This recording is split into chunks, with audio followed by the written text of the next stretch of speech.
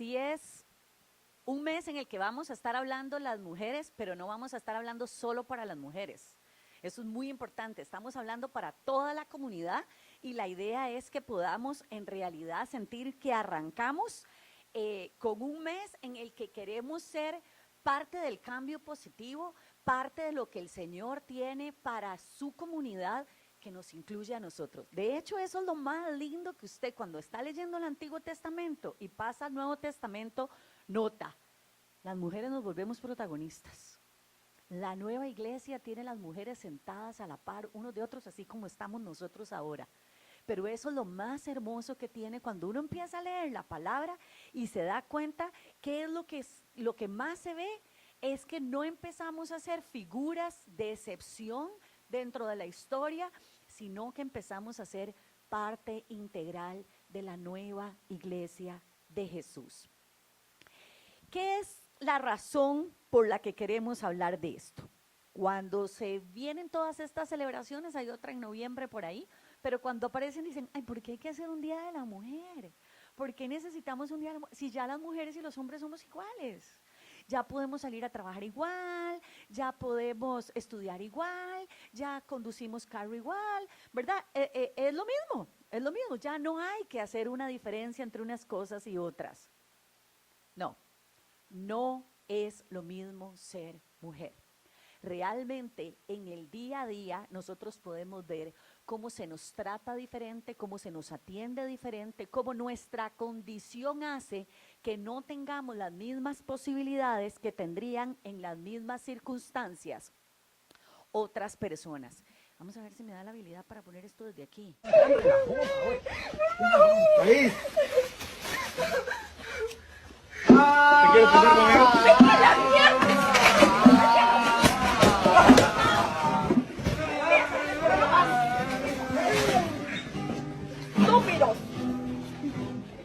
¿Ustedes saben por qué a ese montón de hombres les pareció divertidísimo hacer eso para pedirle matrimonio a la chica?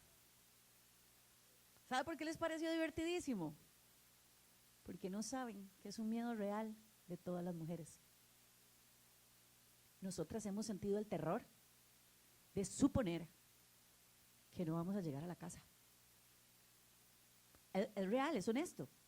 Si usted como hombre camina en las calles, su riesgo en realidad es perder el celular, perder la billetera, o si se metió ahí en un lugar, un toque complejo y se puso medio peleón, tal vez sí le vaya mal y podría terminar apuñalado.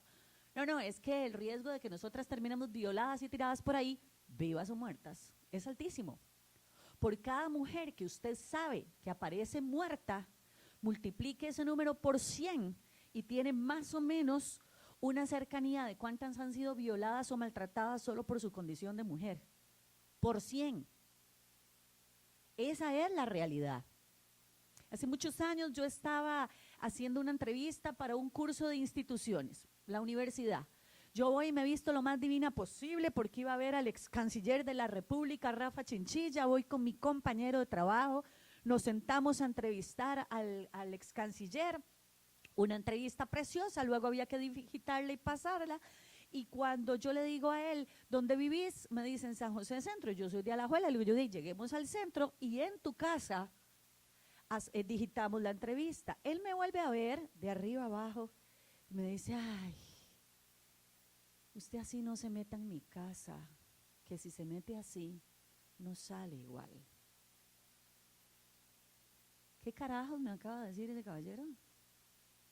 ¿Qué amenaza me acaba de hacer?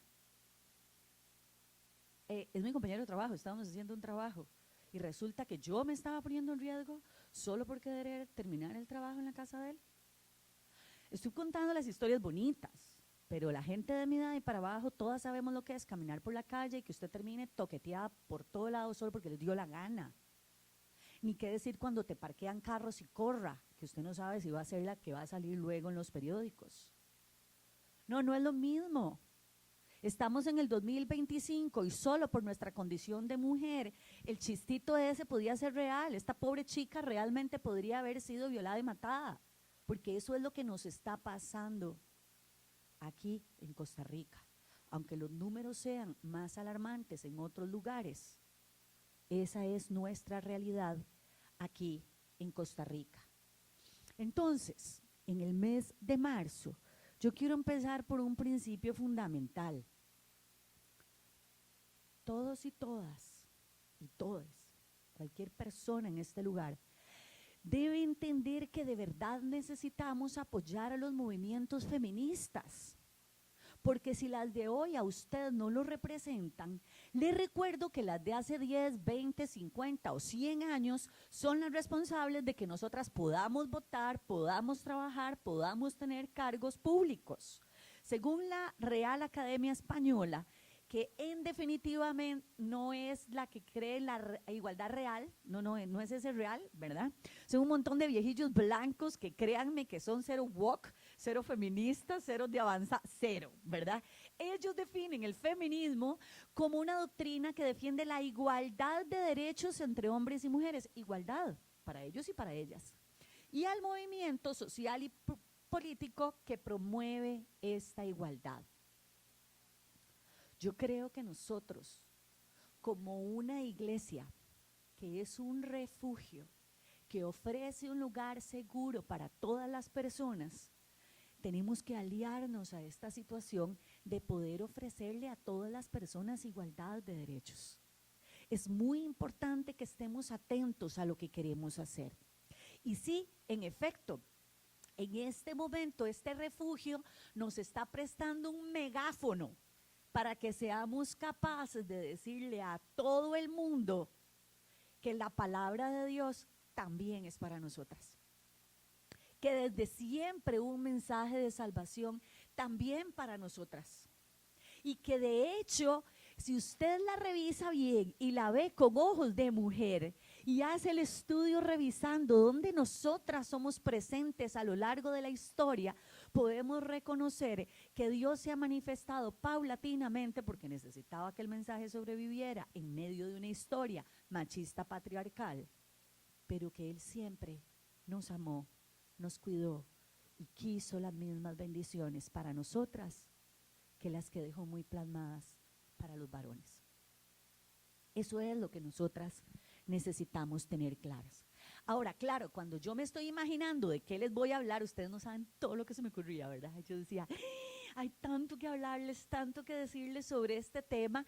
Cuando yo empecé a servirle al Señor de 15 años, 16 años, una de las primeras cosas que me hicieron fue que como yo tenía un liderazgo tan evidente, se les ocurrió que era mandona o vanidosa. Porque ¿por qué no se calla y por qué no acepta la autoridad de los varones? Entonces voy a contar algunas cosas que me hicieron. Había los campamentos regulares, pero para todos los que eran líderes habían campamentos de servicio. Ajá. Y entonces uno iba, a ver, eran Esterillos y era en la playa, el lugar era chivísima. Entonces era precioso ir y trabajar en el campamento que nosotros teníamos. Entonces lo que nos dijeron es, usted no sabe cocinar y las mujeres solo sirven para cocinar. Entonces usted no puede ir. Dos cosas me hicieron. La primera, para bajarme la vanidad, me metieron al botadero. No era un basurero, era un botadero. Así es que dentro del trabajo que yo tenía que hacer durante todo el día, era literalmente separar las cosas que podíamos ir quitando de la basura para ver si lo volvíamos un poco más decente a aquel lugar de basura. Pero literalmente, no les miento, yo tenía que capearme las ratas en el proceso porque era un botadero y tenía años de ser botadero. Pero a ella había que quitarle esa vanidad que le hacía líder. Porque claramente una mujer muy, ¿verdad?, está en el lugar que no le toca. Y lo segundo fue ir a paliar y paliar y paliar como varón para demostrar que se valía que yo estuviera ahí. No, sí, decirles lo que uno necesita hablar como mujer son muchas cosas. Pero de todas esas cosas, yo decidí que había una más urgente. Y es que nos están matando. Sí, nos estamos muriendo. Tenemos rato con el cuento, ni una menos. Y se nos siguen muriendo. Este dato es lo que llevamos en Costa Rica. Me parece que ya hay más. O sea, en nadita apareció uno más. Este es el dato al 26 de febrero. 10 femicidios al 26 de febrero. Según la Subcomisión Interinstitucional para la Prevención del Femicidio, determinó que en el 2024 hubo un total de 30 femicidios. Cuando hablamos de femicidio estamos diciendo que se murió solo por ser mujer, ¿sí? No porque estaba metida en malos pasos, no porque se estaba metiendo en negocios equivocados, no porque andaba en un lugar en el que no debió haber andado, no, es solo por su condición de mujer. Eso es lo que significa que es un femicidio. Aunque ese número podría aumentar, pues falta por clasificar 31 muertes más. Eso significa que si a usted la matan, no sé, por un tema de drogas, sale el femicidio. No es porque sea mujer la declararon femicidio. No, hay un montón de muertes más de mujeres. Los femicidios son solo por su condición de ser mujer y faltan 31 más por clasificar. O sea que esos 30 del año pasado fácilmente, pongámoslo optimista, puede llegar a unos 40, 45. Esos son los datos del año pasado y ya llevamos 10 este año. ¿Por qué sucede eso? Bueno, porque empezamos a acostumbrarnos de que algunas formas de comportarse con las mujeres son válidas y pusimos en puestos de autoridad y poder nacional y mundialmente a hombres que se burlan del tema de la mujer. Entonces eso empodera y envalentona a un montón de hombres en sus casas, en sus lugares, en sus huequitos, para ejercer la violencia con más fuerza. Este ascenso de la violencia machista ha motivado en grupos feministas y diputados soliciten la declaratoria de emergencia. Es que ya llevamos 10 en 2 meses y si son 30 en un año, a esta velocidad podríamos hasta duplicarlo del año pasado. Y la respuesta del gobierno literalmente ha dicho que no le importa la opinión experta sobre la actual polémica y las solicitudes de estos diversos sectores. ¿Entienden la frustración que es ser mujer y saber que no importa que nos estén matando por ser mujeres? Pónganse en nuestros zapatos un toquecillo. Imagínense que solo subirse al bus puede ser una situación de riesgo, o montarse en un Uber, o montarse en un taxi, o más aburrido aún. A mí me encanta caminar en la playa, no lo puedo hacer sola. Así se nos han muerto un montón por caminar sola en la playa. Y de todas las edades. Uno de pronto pensó, y cuando nos hagamos viejitas se nos va el riesgo. No, si tenemos una de 65, asesinada en Guanacaste el año pasado, una señora de 65 viviendo sola en su casa con 65 años, adentro llegaron, la violaron y la mataron. 65 años. Ni siquiera salimos del riesgo. No hay un momento donde empecemos a estar seguras por nuestra condición de ser mujeres. Entonces, de todos los temas que podía hablarles, definitivamente ese es con el que vamos a empezar, porque necesitamos comprender por qué urge hablar de estos temas. Y en efecto, el 8 de marzo, no digas feliz día, no vengas con la florcita porque soy una divina creación de la naturaleza, cosa más bella hizo Dios para el hombre. ¿Cómo fue? Dios no las inventó para nosotros, hay una cancioncita divina que dice eso. Ajá. Cuando uno felicita a alguien es porque tiene un título, porque tiene un logro, porque ganó algo. No hemos ganado todavía la batalla. Seguimos en pleno pleito. Seguimos trabajando por eso. Si usted realmente quiere hacernos sentir que importa la situación, levántese y luche con nosotros. Y usted va a decir, ¿cómo? No permita chistes machistas. No permita que se hable de otra mujer solo por su condición de ser mujer. Vamos en la carretera, el 50% de los carros deben ser de mujeres. Todos hacen un montón de bestialidades, los ticos manejamos súper mal, pero algo pasa. Tenía que ser vieja. Luchar conmigo significa no permitir estas cosas. Significa que no se haga acepción de una situación u otra solo por tu condición de ser mujer. Eso es lo que significa lucha conmigo. Eso es lo que significa estar con nosotros. Por eso no vamos a celebrar el 8 de marzo. Lo que vamos a hacer realmente es tratar de identificar todos los escenarios donde nosotros podemos hacer diferencia. Porque estamos en una iglesia que sigue al Señor Jesucristo. Muy bien lo ha dicho José todo el tiempo. Si bien es cierto, amamos la palabra del Señor y los que nos encanta sacarle las cosas maravillosas que tiene ahí adentro, ¿verdad? No podemos olvidar que, ¿cuántos son? 100 años caminó la iglesia sin libro. Así eran, más, un montón más, dice José, ¿verdad? O sea, lo que nosotros seguimos realmente es a Jesucristo y lo que Él hizo por nosotros. Y Él nos integró desde el principio. Pablo de Tarso, uno de los seguidores que entendió muy bien el mensaje, nos deja escrito en Gálatas 3:28, ya no hay judío ni no judío, esclavo ni libre, hombre ni mujer, sino que todos ustedes son uno solo en Cristo Jesús. Aquí lo que nos está diciendo este maravilloso seguidor del Señor es, ya no hagamos acepción de persona. En Cristo Jesús todos valemos lo mismo. Eso es lo que nos está diciendo. Y está usando 3 categorías muy importantes para la época, que era el sexo, si eras libre o esclavo, o tu religión. Acuérdense que para los judíos era como, ¿verdad? Los que sí son y los que no son, que también tiene que ver con lo extranjero, no extranjero, otras versiones por ahí lo ponen, ¿verdad? Pero es un poco de entender todas estas condiciones que hacen acepción de personas. No nos lo estamos inventando, no es que la iglesia está aprovechando el feminismo para hablar este tema, es que es en realidad al revés.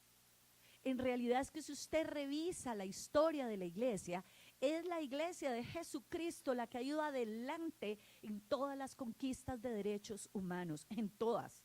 Esta es una de varias. Pero es realmente la iglesia de Jesucristo la que va adelante.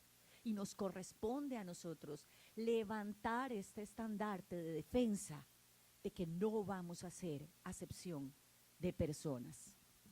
Pero ¿saben qué es lo triste? Lo triste es que cuando usted revisa estas estadísticas de mujeres en riesgo o mujeres en violencia intrafamiliar o que nos pagan diferente o cualquiera de todas las estadísticas que usted quiera, no hay una categoría que diga menos los cristianos, que se mueren tanto por ciento menos, que las golpean tanto por ciento menos, que las contratan tanto por ciento más. No hay. No hay diferencia entre cristianos y no cristianos en el maltrato de la condición por nuestro sexo. Eso es grave, eso es serio, porque llevamos 2000 años de historia y seguimos manteniendo el mismo juego de patriarcado, machismo y violencia que todos los no cristianos. Y ese es definitivamente el reto más importante que tenemos, la deuda más grande que tenemos. Gandhi decía, si los cristianos fueran como Cristo, yo sería cristiano. Pero ¿cómo se portaron los cristianos con la población india? No hemos hecho diferencia. No hacemos una barrera de contención para que el mensaje del evangelio sea realidad para todas las personas. Seguimos siendo exactamente lo mismo. Este libro es viejito, es de 1990. Es peor aún, no solo no hacemos una diferencia, sino que somos bien cómplices. Les voy a leer 10 mentiras, son solo los títulos de los capítulos. 10 mentiras que la iglesia les ha dicho a las mujeres. Y ustedes me van a decir si las han escuchado. Dios creó a la mujer como un ser inferior con el propósito de servir a su esposo. Lo hemos oído, ¿verdad? La mujer no está preparada para asumir un papel de liderazgo en la iglesia. La hemos escuchado. La mujer no puede enseñar ni predicar a los hombres en la iglesia. La hemos oído. La mujer debe ver a su esposo como el sacerdote del hogar. La hemos oído, ¿verdad? El hombre necesita cubrir a la mujer en sus actividades ministeriales. Hasta la sombrillita hemos visto, ¿verdad? La mujer que muestra fuertes cualidades de liderazgo plantea solo un serio peligro para la iglesia. Ajá. ¿Cómo es que le dicen a uno? Había un apodillo que le tiraban a uno. ¿Lo conocen? Jezabel. Sí, hasta le ponían nombre bíblico para que pareciera de verdad. Es más fácil engañar a una mujer que a un hombre. Ese yo no lo había oído, tengo que admitirlo. La mujer no se sentirá realizada ni será espiritualmente eficaz sin un esposo y un hijo. ¿Esa la han oído? Ah, sí, claro que sí. La mujer no debe trabajar fuera del hogar. Miren, esa fue tristísima. Nosotros teníamos un proyecto de acción social bien importante en Rositer Carballo. Rositer Carballo es el precario de la par de la pista. Y la iglesia les había conseguido máquinas de coser y les había conseguido personas que les iban a enseñar a coser. Pero el enlace que tenía la iglesia para trabajar en Rositer Carballo era la iglesia del lugar. Y el pastor se levantó a decir que el verdadero lugar de la mujer era en casa. En familias de precario, donde no están logrando ni llenar las panzas de sus hijos. Y sabotearon el proyecto entero. Y eso fue hace 10 añitos, ¿verdad? Y el último, el más dulce de todos, la mujer tiene que someterse obedientemente a su esposo en todas las situaciones. ¿Han escuchado ese? Mi primera reunión en un grupo de matrimonios después de casados, pero así, no teníamos ni 2 meses de casados, nos invitan a un grupo de parejas de iglesia y hay una señora. Yo sé que uno psicólogo está entrenado para ver cosas que la gente no ve. Yo lo sé.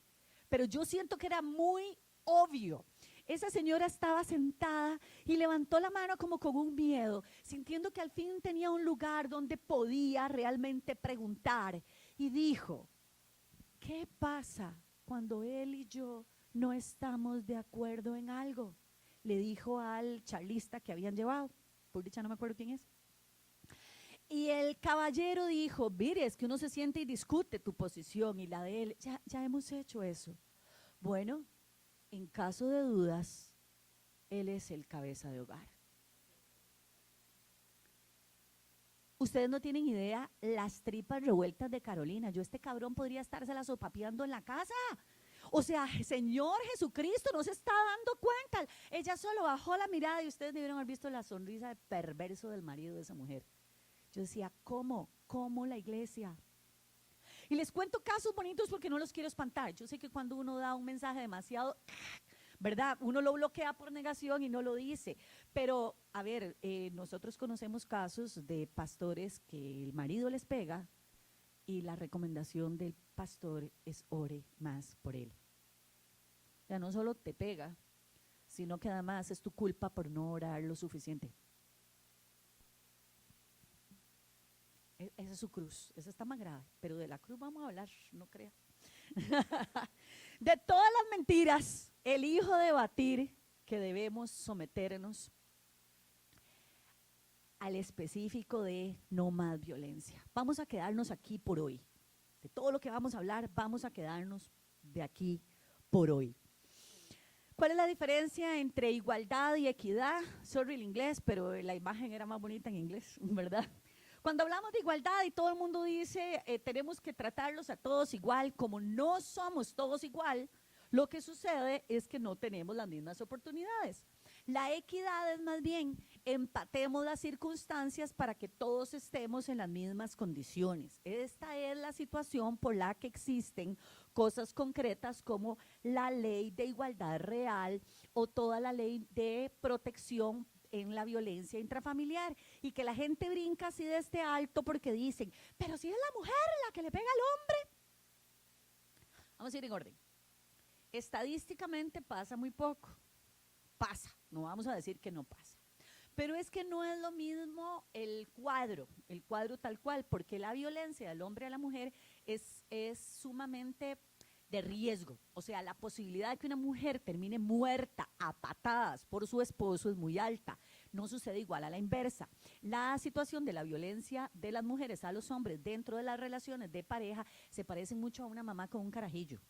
Entonces como que le da una nalgada o como que le da una cachetada o sea, el riesgo de muerte es menor, es igual de terrible y tampoco lo vamos a aceptar, estamos claros.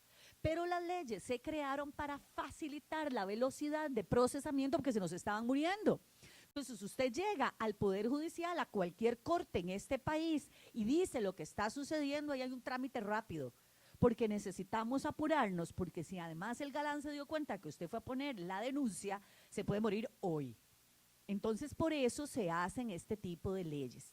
Ahora, yo pregunté, porque tenemos un caso, tengo que decirlo, tenemos un caso en este momento de posible asesinato de la pareja al hombre.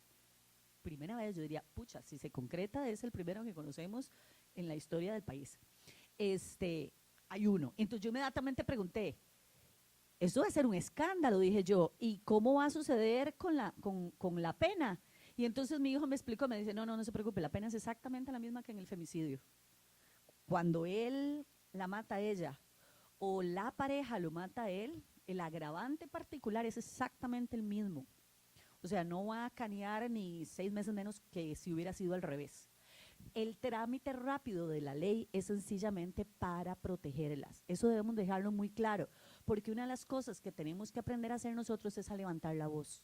Porque ustedes saben que estos temas se van a hablar en los Ubers, en los buses, en los almuerzos de trabajo, en la familia, y tenemos que ayudarle a la gente a entender por qué se hace diferente una acepción en el caso de la violencia de los hombres a las mujeres que en el de las mujeres a los hombres. Una vez que la persona ha sido declarada culpable, la condena, lo que pagan es lo mismo. El cambio en la ley es velocidad de respuesta. O sea, lo que se está haciendo es que puedan responder más rápido. Pero ¿qué podemos usar nosotros para hablar de esto? Voy a dejar un toque mal a mi marido, pero les voy a contar que la razón por la que estamos escogiendo esto es porque estábamos hablando de todos los temas que podíamos hablar y yo dije, creo que debería hablar de violencia intrafamiliar, y me dice mi esposo, ¿y qué puedes usar de la Biblia de violencia intrafamiliar? Y yo dije, ¿what? Ajá, yo estaba ahí, exacto. Y yo, ese debe ser uno de los primeros temas que yo empecé a hablar de la palabra en lugares no evangélicos, en lugares no eclesiásticos. Era de la violencia, eso hace más de, no sé, 15 años. Pero ¿saben qué pasa? Que lo hablamos en contextos de mujeres. Entonces los hombres nunca lo oyen, ni mi propio esposo me había oído hablar de este tema con la Biblia. Por eso es que decidimos que hay que hablarlo aquí, porque la comunidad está grande, ¿verdad? Entonces todos los aliados que podamos tener definitivamente los necesitamos. Y entonces voy a contarles una historia, que es una historia, ¿verdad? Si a ustedes les interesan las historias así como, no sé, como de asesinos en serie o cosas creepy, o si les encantan las series que hablan de eso, la Biblia las tiene, no se preocupen. Vamos a estar hablando de Jueces 19. Jueces 19 es una historia y todo interesante, ¿verdad? Y empieza la historia donde nos dice, como está largo, están recortados los versículos. Ustedes pueden leer toda la historia en Jueces 19, 20 y 21. En la época en la que no había rey en Israel, estamos moviéndonos en una época alrededor del año 1100 antes de Cristo, por ahí estamos, y como es en Jueces, entendemos que es algo después de Moisés, o sea, ya salieron de Egipto, pero antes de que apareciera el rey David. Esa es esa época, ¿verdad?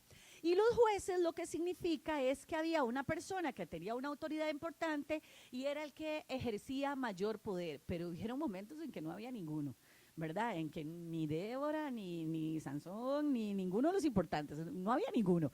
Y entonces esta es como una introducción para decir que hay poca ley, hay poca organización política. Pero en esta época en particular, una concubina se escapa de su marido, se va y se devuelve a la casa de su papá. Ajá. Porque ella le fue infiel, lo dejó y regresó a la casa de su padre. Ese infiel puede ser infiel, porque se dice infiel, se dice adúltero. Otras versiones dicen lo enojó, la enojó, varias opciones para la misma palabrita. Yo le dejé el infiel porque tenemos hace nadita, una de nuestras asesinadas, porque le había sido infiel. Entonces el asuntico es que si le es infiel, sí se vale matarla. Ah, no, ¿verdad? Ok. Pero vamos a suponer que esta concubina, o sea, ni siquiera era esposa, ¿verdad? Le fue infiel. Dejemos claro que para la época concubina ya era una figura legal que permitía que hubiera sexo, entonces no era como apedréenla, ese tipo de cosas. Pero ante el adulterio, si de verdad era, ahí sí, ¿verdad? Porque sigue rigiéndose la ley muy nuevititica de apedreen a la chiquita, ¿verdad? Y entonces el caballero, después de 4 meses de que ella está viviendo en el lugar de la casa del papá, se va por ella. Y cuando él llega todo salamero, así todo lindo, como llegan los maridos agresores cuando se jalan una torta.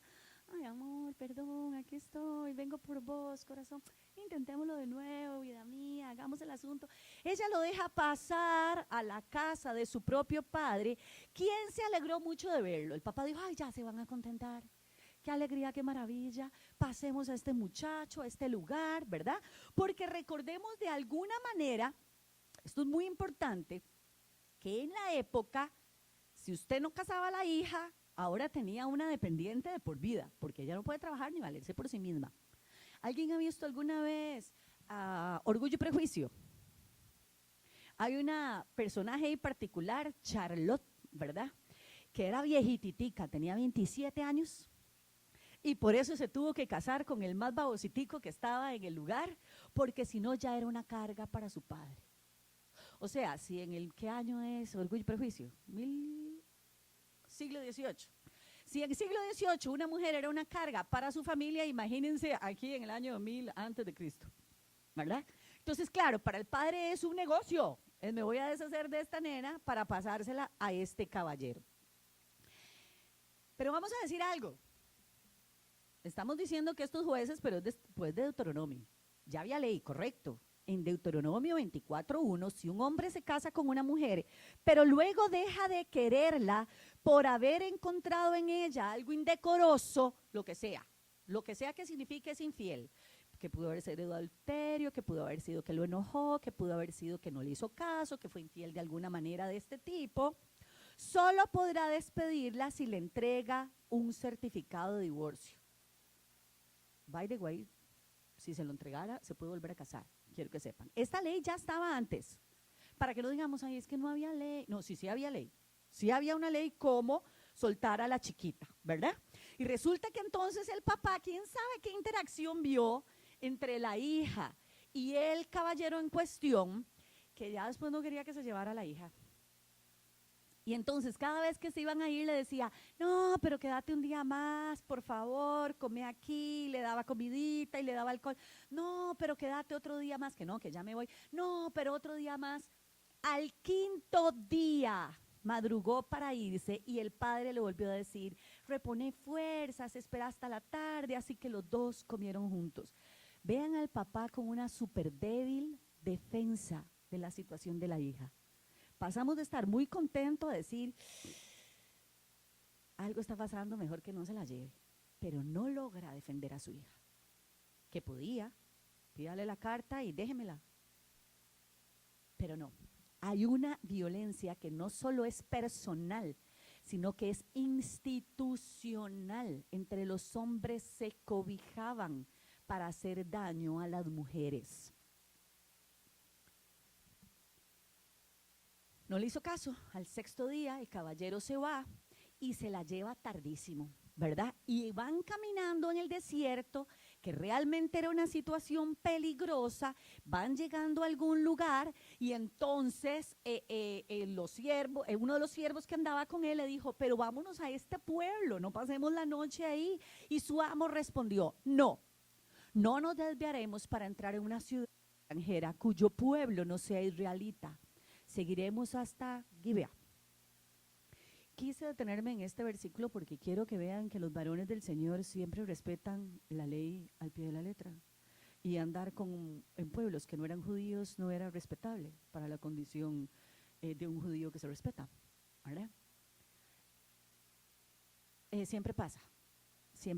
Yo he tenido un par de agresores sentados al frente mío que es que defendiendo su causa, y uno de estos en particular se sentó al frente mío a convencerme que la mujer que él tenía era la verdadera culpable de sus arranques de enojo. Y el argumento que usó fue el siguiente: es que ella no tiene el carácter según Dios para las mujeres. Me lo hice a mí el compita. Siempre hay una condición súper importante, y vieran qué triste es, porque tienen posiciones importantes en la iglesia, porque los hombres agresores son muy sociópatas, caen muy bien, son gente muy linda, para el mundo de afuera son gente muy respetable. Entonces cuando caen la gente dice, no, jamás, ese hombre jamás, porque la violencia intrafamiliar es muy interna, ¿verdad? Y mucho del proceso es alejarlas de la familia, alejarlas de las situaciones para que ellas no tengan posible defensa. Lo que sucede en realidad es que empiezan a quedarse en un parque, ¿verdad? No llegaron a ningún lugar seguro, pero llegaron al lugar más cercano de una tribu de Israel, de Benjamín. Y entonces un viejito divino pasa y les dice, no se queden aquí, vamos a la casa, por favor, quédense conmigo, por favor duerman en mi casa. La cosa es que de verdad se van a la casa del Señor, y mientras estaban pasando un momento agradable, algunos hombres perversos de la ciudad rodearon la casa. Golpeando la puerta le gritaban al anciano dueño de la casa, saca al hombre que llegó a tu casa. Y acuérdense que dentro de las leyes que había era la ley de protección al viajero. Era muy importante, sigue siendo muy importante en las religiones de Medio Oriente, porque de verdad hacían grandes caminadas y podía significar la diferencia entre la vida y la muerte en el desierto. Entonces este viejito maravilloso que les dijo, ay no, no pasen ahí, por favor, se vuelve y les dice, yo tengo una hija virgen, no le hagan daño a mi huésped, les voy a pasar la hija virgen. Y luego acá está, o la concubina de él que también está ahí, ¿verdad? Y resulta que el galán esposo que se fue a recoger a la esposa donde el papá ni siquiera esperó la respuesta de ellos. Le tiró a la concubina a esta multitud, que esencialmente la violaron durante toda la noche hasta que cayó muerta al día siguiente. Eso suena muy terrible, no lo es. El año pasado tuvimos en India una chica que después de que la violaron 4 hombres, cayó muerta. Imagínense el nivel de violencia para que cosas como esas sucedan. Suceden 1000 antes de Cristo, sucede en el 2000 después de Cristo. Esto sigue pasando, esto es un tema de vigencia.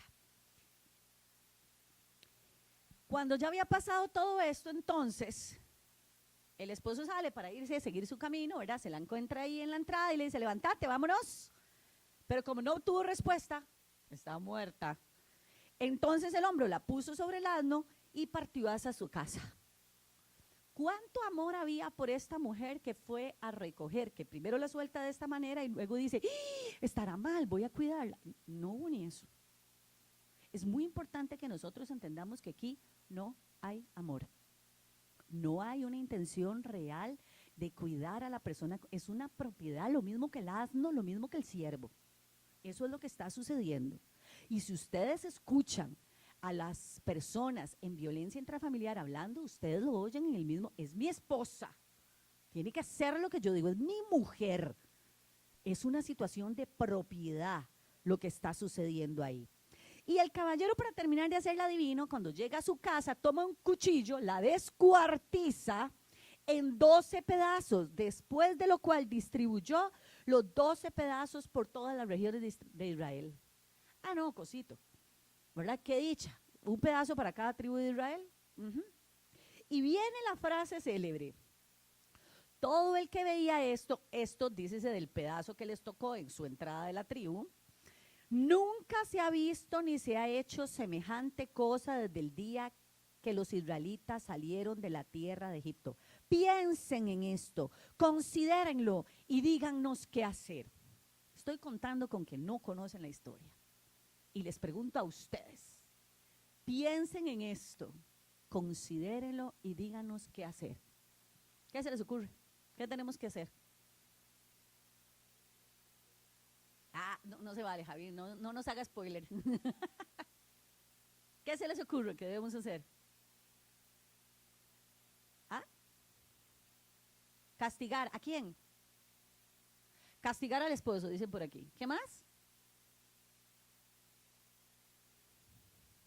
A los de Benjamín, ¿correcto? Así se dice, benjaminitas, sí. A los benjaminitas, ajá.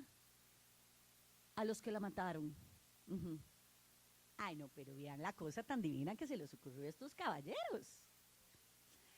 Estos caballeros se crean toda una guerra civil, ¿verdad? Y se van a matar a esos hombres perversos de Gibeá. En efecto, se les olvidó la responsabilidad del esposo y del viejito que le abrió la puerta para soltar a la concubina. Es matemos a estos hombres agresores. Pero los otros dos que durmieron plácidos toda la noche mientras violaban a la concubina, esos no. Esos son súper inocentes. Ajá. Para que los matemos y eliminemos así la maldad en Israel. ¿Y la maldad es del otro lado? Pero los de la tribu de Benjamín no quisieron hacerles caso a sus hermanos israelitas. La cosa es que se enfrascaron en una verdadera guerra civil, hicieron una gran matazón, pero una gran matazón. O sea, ahí estaba, y vieran lo frustrante que es leer el texto, porque es como que si Dios los hubiera ayudado en todo su proceso de matazón, ¿verdad? Porque es que hay que tener mucho cuidado, porque usted ve lo que usted quiere ver. En esto hay que tener mucho cuidado, ¿verdad? No podemos suponer que no hay gran mezcla de lo que está permeado entre el escritor con todo su bagaje patriarcal machista escribiendo el asunto. Después de que terminan esta matazón, los israelitas habían jurado en Mizpa, el lugar después de la guerra, que ninguno de nosotros dará a su hija en matrimonio a un benjamita. Y listo. Pero hay pobrecitos los benjamitas, entonces se iba a extinguir su tribu, porque ya no tenían esposas con quien casarse.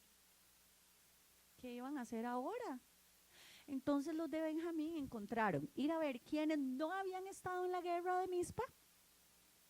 Encontraron una tribu por allá. Fueron y mataron a todos los hombres de esa tribu, todos los niños y todas las mujeres, menos las mujeres vírgenes. Lograron 400 mujeres vírgenes y se las trajeron a vivir con ellos a Benjamín. Yo quiero que quede claro que después de que matan a una mujer, la parten en 12 pedazos. Lo siguiente que hacen es secuestrar mujeres vírgenes y matar a todo el resto de la comunidad para que los de Benjamín, los mismos que habían hecho estas cosas, sobrevivan. No nos portamos nosotros así a veces. Y se nos olvida lo individual, lo político y lo comunitario. Y no tenemos frases al estilo, sí, está muriendo, hay balas perdidas por ahí, pero hay gente que anda en malos pasos, gente que vive en los lugares inadecuados, gente que, no hemos oído eso nosotros, donde perdemos de vista el fondo de la situación y nos quedamos realmente impactados en situaciones que no tienen lógica. La historia termina peor que esto, como los de Mizpa, o sea, las otras tribus de Israel se dan cuenta que los de Benjamín son capaces de matar para tener mujeres. Entonces lo que dicen es, en las próximas fiestas del Señor, nos vamos a emborrachar y todas las mujeres que ustedes secuestren y se acuesten con ellas, al día siguiente las piden en matrimonio y nosotros amablemente se las damos porque ya de por sí las secuestraron y las violaron. Obvio no usan la palabra violar, ¿verdad? Y así termina la historia. O sea, que en Jueces 20 y tanto, la situación de las mujeres después de todo esto no varió ni un poquito. Absolutamente nada. Pero bueno, estamos en el año 2000 y resto después de Cristo y la situación ha variado muy poquito.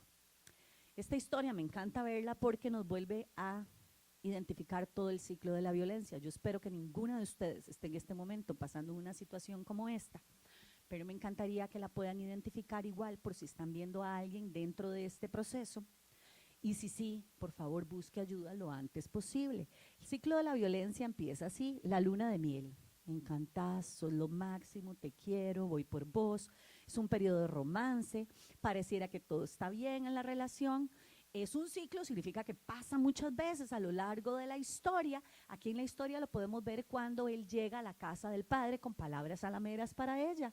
El segundo punto es donde se empieza a acumular la tensión, porque usted es un ser humano y no una propiedad, entonces usted empieza a joder de cualquier manera, solo por existir, no importa, pero de cualquier manera. Entonces empieza a acumularse la tensión y esa sensación de que en cualquier momento habrá una discusión explosiva que va a terminar de cualquiera de las maneras violentas que hay. La más terrible, por supuesto, es cuando implica violencia física y muerte, pero también sabemos que a veces es insultos terribles, agresiones psicológicas, manipulaciones. Hay muchas formas que también son violencia. Y finalmente está el estallido de violencia en cualquiera de sus formas. Aquí es donde literalmente la tira a la calle, ¿verdad? Y salen los periódicos. Ese es el punto que aquí está. Pero en ese punto en particular es el punto más rápido donde alguien se puede escapar. Aquí es donde terapéuticamente uno trata de hacer todo para que no regrese al ciclo, para que no vuelva a estar en ese lugar. Y esto es muy importante porque es lo que está sucediendo al principio de la historia. Ella se fue a la casa del padre. Ella había logrado escapar. Hay que sostenerlas ahí. Hay que sostenerlas ahí. Pero a veces las mujeres no encuentran acogida de sus circunstancias. Y como no encuentran acogida de sus circunstancias, vuelve el punto 4. Temor a la pérdida de la relación. Empiezan las promesas de cambio, ofrecen regalos, dinero, hay relaciones sexuales de nuevo, estamos realmente enamorados, esta vez no va a volver a pasar lo mismo, perdón, perdón, y vuelven, y vuelven. A mí me duele mucho porque yo escucho montones cuando la gente llega en este punto la siguiente frase, es que les gusta, va a morir como ella quiere, porque ella sabe que va a terminar, igual se queda ahí. Necesitamos hacer contracultura y ayudarle a la gente a entender que la psique, la construcción de la feminidad, la forma en la que la enseñaron a enfrentar la vida, la vulnerabiliza para pensar que sin este hombre no va a poder salir adelante. No le gusta, no es la forma en la que quiere vivir. Y que podamos estar para ellas podría ser la diferencia. El Poder Judicial nos dice qué hacer en caso de que esto suceda. Escuche y cree a las sobrevivientes. Lo primero es no lo ponga en duda. Enseñe a la próxima generación y aprenda de ella. Las lógicas de consentimiento que tenemos hoy son muy nuevas, no son las que estaban en el siglo en el que yo crecí y de fijo no son las de siglos anteriores. Exija respuestas y servicios adecuados. Necesitamos hacer un cambio desde antes. La última historia, porque cuando uno trabaja en psicología no tiene idea cuántas veces escucha uno historias de estas, pero la última que me pareció muy impactante es de una muchacha que nos está contando que cuando la mamá cuando ella vivía con la mamá, pues cuando ella era una chiquita, le tocó llegar a la casa a proteger al hermanito pequeñito mientras el papá desnudaba a la mamá y la fajeaba enfrente de los dos, ¿verdad? ¿Dónde vamos a hacer el cambio? Si una chiquita aprende que el hombre que la ama la puede fajear, es una chiquita que va a permitir que su pareja que la ama la pueda golpear. Quise enseñarles Deuteronomio para que se den cuenta que sí había una ley para soltar a la mujer de manera libre y sin embargo no le hicieron caso. Por favor, a todos los que me escuchan, desde el 2008 en Costa Rica hay una ley de erradicación del castigo físico a los niños y a las niñas, porque hasta que los niños y las niñas desaprendan que quien les ama les maltrata, no vamos a lograr que corten los ciclos de violencia intrafamiliar antes de que se conviertan el esposo o en la esposa. ¿Qué podemos hacer nosotros dejar de pegar a nuestros hijos, a nuestras hijas, enseñar a la gente que se puede educar sin castigo físico. Eso nos toca a nosotros, nos toca, necesitamos hacer el cambio. Y en esto de nuevo, la gente sale diciendo, en la Biblia dice que el que detiene la vara odia a su hijo. Sí, sí, pero es que la vara era un instrumento de guía, no era un instrumento de darles, había látigos y de todo. Si hubieran querido decir eso, dicen eso. Pero no, necesitamos erradicar el castigo físico.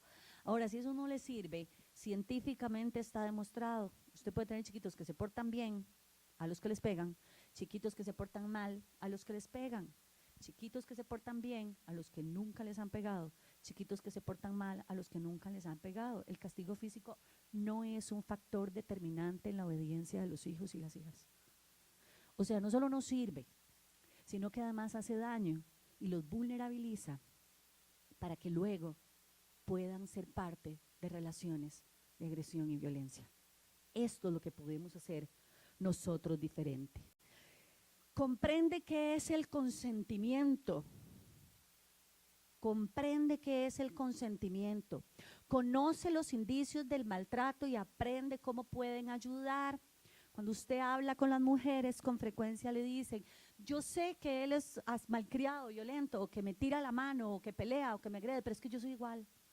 Yo le respondo igual, no, esto no es una situación de violencia porque yo soy igual. Súper justifican la situación. No hay nada que justifique la violencia en un vínculo de amor. Nada.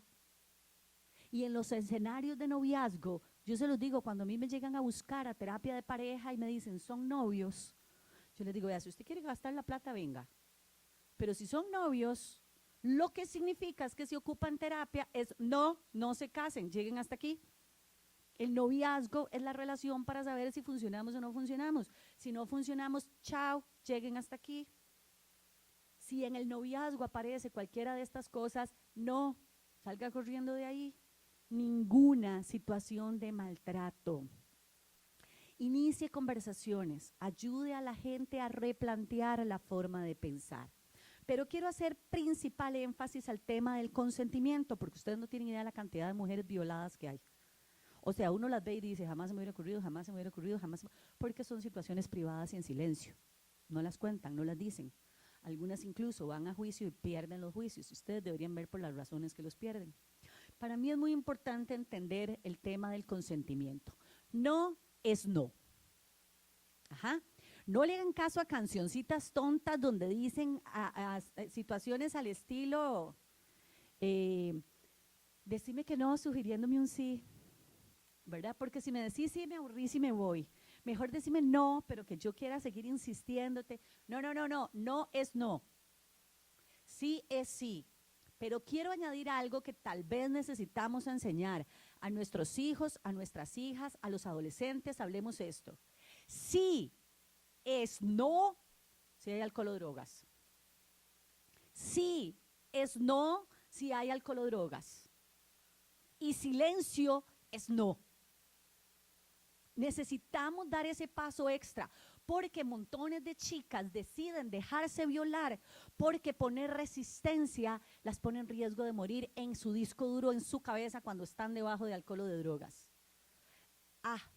Y para cualquiera que se le ocurre pensar o decir, nadie las tiene por estar en alcohol y drogas, ¿cómo cree que está el violador? Cuerdito y sanito, están en el mismo contexto, están en la misma situación. Por favor, no justifiquemos ningún tipo de violencia. No es no. Solo sí es sí. Silencio es no. Y sí, si hay drogas o alcohol, es no. Yo entiendo que en una relación de pareja, ¿cómo es la cosa? Uno puede abrir el vinito y sentarse a tomarse unos cuantos vinitos, el uno y el otro, pero hay consentimiento previo, ¿sí? No es de eso lo que estoy hablando. Estoy hablando de los encuentros afuera con personas que no han accedido a tener un encuentro sexual con vos y luego, en la situación drogas o alcohol, no logran defenderse. Eso es de lo que estamos hablando. Eso es algo que tenemos que enseñar. Eso podría hacer diferencia para nosotros. Demuestra tu oposición a la cultura de todo tipo de violación. Es lo que les decía al principio, no chistes, no jueguitos, no justificaciones, no comentarios en defensa cuando leemos los titulares o los periódicos.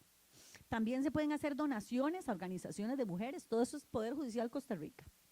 Sea responsable y exija responsabilidad. Esto también es muy importante, que nosotros asumamos nuestra parte dentro de las relaciones. Conoce los datos y pide información. El conocer los datos es para tratar de bajarlos. Si nosotros tenemos claridad de dónde estamos y se va bajando, pero si se va subiendo, por eso la solicitud de estado de emergencia, ¿verdad? Es para poder frenar antes de que las situaciones se vuelvan difíciles. ¿Qué más podemos hacer? Usted ha estado en un trabajo cuando se da cuenta que un jefe empieza en la acosadera de la compañera. ¿Se va a quedar callado? Usted ha estado en una situación, bus, taxi, calle, donde se ha encontrado que hay una situación y se va a quedar callado. A esto nos referimos nosotros con asumir la responsabilidad de cada una de las circunstancias en las que nos toque estar. Es no se quede callado. Muchos versículos quería usar con ustedes, les dejé sobre todo la historia completa, porque creo que es importante que nosotros podamos identificar que es una situación que pasa hace 3000 años más, y si no hacemos nada, unos 1000 años más. Quería ponerles esa historia también, porque quería que se dieran cuenta cómo esos ciclos de violencia ahí están. Y quería poner los Jueces 19 también, porque para mí es muy importante que nosotros podamos reconocer cómo la palabra del Señor nos está contando una historia. Y cómo en ninguna parte del texto nosotros vamos a encontrar apoyo a estas situaciones. El ladrón no viene más que a robar, matar o destruir. Dice Jesús mismo en Juan 10:10. Yo he venido para que tengan vida y la tengan en abundancia. No es verdad que Dios te está mandando esa cruz. No, Él no va a matar o destruir. Eso es del enemigo. Eso no pertenece a Jesús. No es verdad que es tu cruz. No es verdad que porque te casaste te tenés que quedar ahí. No es verdad que porque tuviste relaciones sexuales, salada, ya ese hombre se convirtió en tu dueño, como que si fuera un sello de por vida contigo. No es verdad. El Señor vino para que tuvieran vida y vida en abundancia. Y si fallaste en cualquier momento, si usted pensó, si usted escucha a esta mujer diciéndole que la culpa es de ella, recuérdele que Jesús murió por ella para que ahora esté libre de culpa y pueda vivir y vivir en abundancia. Yo sé que hemos escuchado la frase de tome su cruz y sígale. Y hemos pensado que la cruz es mi cruz, pero nosotros somos hijos del Señor que nos mandó a Jesucristo como hermano mayor para mostrarnos el camino. ¿Qué estábamos cantando antes? Que Él meta la mano en nuestro corazón y la haga como la de Él. Que el Espíritu de Él nos guíe a ser más como Él. Yo voy a preguntar algo sencillo. La cruz de Jesucristo, ¿era una cruz por la culpa de Jesús? ¿Verdad que no? Jesús cargó una cruz de una culpa ajena. Jesús estaba cargando ahí las culpas ajenas. Estaba pagando para que fuéramos libres los otros. Mi invitación es a que nosotros tomemos las cruces ajenas. Si usted no está viviendo en violencia, es posible que sea porque las generaciones anteriores lo reventaron. Yo quiero contarles que la razón por la que para mí es tan fácil hablar de equidad, de igualdad real, es porque mi bisabuela, cuando el esposo se la sopapeaba toda en una de las borracheras del galán, agarró todo el dinero que había venido recuperando y robándole en las borracheras y le pagó a un señor carretonero, mi bisabuela era de Palmares, le pagó porque llevara a todos sus hijos a San José y por su silencio. La bisabuela se escapó de la situación de violencia. Ahí puso a los hijos menores a estudiar mientras los mayores sostenían la familia entera. Y cuando las menores empezaron a trabajar, como maestras, como docentes. Con el salario de ella sacó a los muchachos de trabajar y los puso a estudiar a ellos también. Para mí es muy fácil, porque ya mi bisabuela cambió, mi abuela cambió, mi mamá cambió. Yo soy cuarta generación de mujer de pie. Si usted no vive en violencia es porque alguien ya lo hizo bien, pero sepa que está rodeada de lugares donde sí. Yo las estoy invitando, yo los estoy invitando para que cojan la cruz ajena y hagamos del tema de violencia una situación particular donde usted se va a parar firme.